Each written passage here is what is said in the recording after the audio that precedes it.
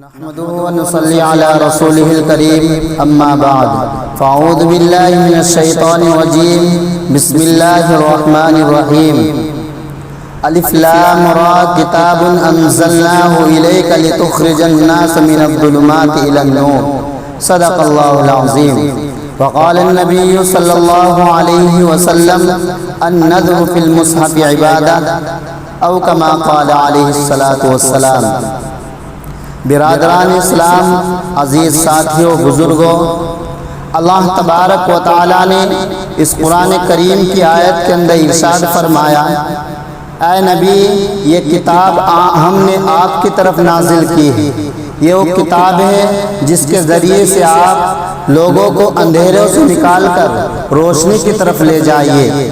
آگے اللہ کے رسول صلی اللہ علیہ وسلم نے ارشاد فرمایا النذر فی المصحف عبادہ، کہ یہ قرآن کریم ایک ایسی کتاب ہے انسان کچھ کرے یا نہ کرے لیکن صرف پیار بھری نظروں سے اس قرآن کریم کو دیکھ لے تو اللہ تبارک و تعالیٰ دیکھنے پر بھی ثواب عنایت کرتے ہیں۔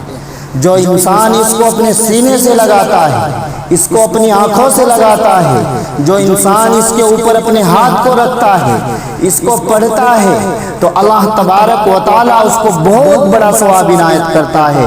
لیکن جو انسان اس قرآن کریم کو صرف دیکھ لے، پیار بھری نظریں اس کے اوپر ڈال لے تو اللہ تبارک و تعالیٰ دیکھنے پر بھی اس کو ثواب عنایت کرتے ہیں۔ یہ قرآن کریم وہ ہے جس کو اللہ تبارک و تعالیٰ نے نازل کیا، اور اس کے نازل ہونے کے بعد اللہ تبارک و تعالیٰ نے دنیا کے نظام کو بدل کر رکھ دیا۔ یہ اللہ کے رسول صلی اللہ علیہ وسلم کے اوپر اللہ تبارک و تعالیٰ نے یہ قرآن کریم کو نازل کیا اور ان کے ذریعے سے ہم تک اس قرآن کریم کو پہنچایا۔ جو انسان اس سے لگاؤ رکھتے ہیں، جو انسان اس کو پڑھتے ہیں، اس پر عمل کرتے ہیں، اس کے مطابق زندگی کو گزارتے ہیں، اللہ تبارک و تعالیٰ دنیا کے اندر بھی ان کو چمکائے گا، کل قیامت کے دن بھی اللہ تبارک و تعالیٰ ان کو اعلیٰ مقام پر فائز فرمائے گا۔ یہ قرآن کریم تو وہ ہے جو انسان اس کے اوپر عمل کرتا ہے تو اللہ تبارک و تعالیٰ ان کے گھروں کے اندر برکتیں، رحمتیں نازل فرماتے ہیں۔ اور یہ قرآن کریم جنہوں نے اس کو پڑھا، اس کو سینے سے لگایا، کل قیامت کے دن جب نفسی کا عالم ہوگا، کوئی کسی کا پرساد حال نہ ہوگا، اس وقت جنہوں نے قرآن کریم کے اوپر عمل کیا، جنہوں نے اس کے مطابق اپنی زندگی کو گزارا، اللہ تبارک و تعالیٰ کے سامنے کھڑا ہو جائے گا۔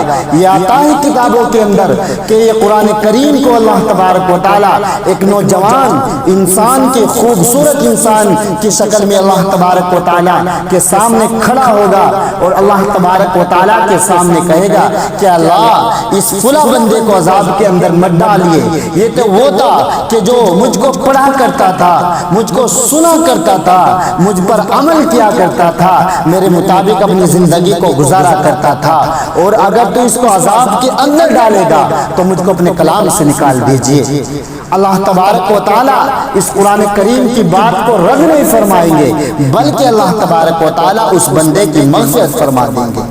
اور جو انسان دنیا کے اندر اس سے لگاؤ رکھتا ہے، اگر رائی کے دانے کے برابر بھی اس سے انسان لگاؤ رکھتا ہے تو اللہ تبارک و تعالیٰ اس کے ایمان کو محفوظ فرماتے ہیں، اللہ تبارک و تعالیٰ مرتے وقت کلمہ نصیب فرماتے ہیں۔ اسی طریقے سے ایک واقعہ کتاب کے اندر لکھا ہے، ایک شخص اپنے دیش کو چھوڑ کر امریکہ کے اندر پہنچا، اور امریکہ کے اندر پہنچنے کے بعد جب اس نے وہ جو ڈیوٹی جوائن کی، اس کے اندر جو ہے لڑکیاں بھی کام کیا کرتی تھی، تو وہ لڑکا جو ہے ایک عیسائی کی لڑکی پر فریفتہ ہو گیا، عاشق ہو گیا۔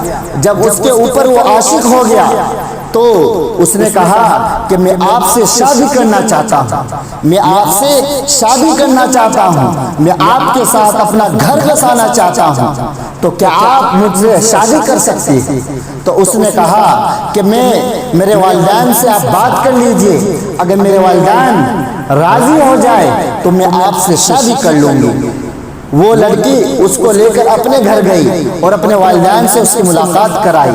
تو جب اس سے کس کے والدین سے بات ہوئی تو اس کے والدین نے کچھ شرطیں رکھی، اس لڑکے کے ساتھ کچھ شرطیں رکھی کیونکہ وہ مسلمان تھا.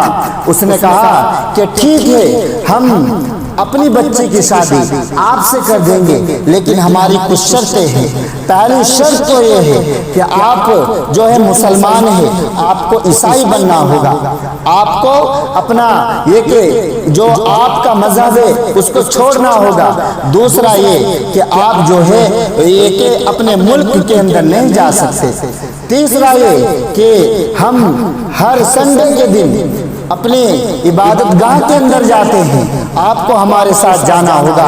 اور چوتھا یہ کہ آپ کے جو دوست وغیرہ ہیں ان سبھی کو چھوڑنا ہوگا، اور جو ہمارے ساتھ چلنے والے ہیں ان کو آپ کو دوست بنانا ہوگا. اور پانچواں یہ کہ آپ کو جو ہے وہ بستی چھوڑنی ہوگی، وہ کمرہ چھوڑنا ہوگا جس کمرے کے اندر آپ رہتے ہیں، آپ کو ہمارے ساتھ رہنا ہوگا. تو اس نے سب شرطیں منظور کر لی. وہ اپنا سب سامان لے کر اس گھر کے اندر پہنچا جہاں انہوں نے اس کے لیے کمرہ منتخب کیا تھا. لیکن وہ اپنے ساتھ اس قرآن کریم کو لے گیا، جس قرآن کریم کو وہ پڑھا کرتا تھا اس کو طاق کے اندر رکھ دیا. جب وہ اپنے آفس جاتا، اپنے کام کے لیے جاتا، تو اس قرآن کریم کو دیکھتا اور کہتا کہ یہ میرا اللہ کا قرآن ہے، یہ میرے خدا کی کتاب ہے. وہ اسی طریقے سے ایسا ہوتا، مسلسل چلتا رہا، معاملہ چلتا رہا. ایک دن ایسا ہوا، اس کی بیوی جو تھی، عیسائی لڑکی جو تھی، اس نے کمرے کے اندر صفائی کی. صفائی کرنے کے بعد وہ اس کو جانتی نہیں تھی یہ قرآن کریم ہے. اس نے بھی اس کو اٹھا کر کوڑے کے اندر ڈال دیا.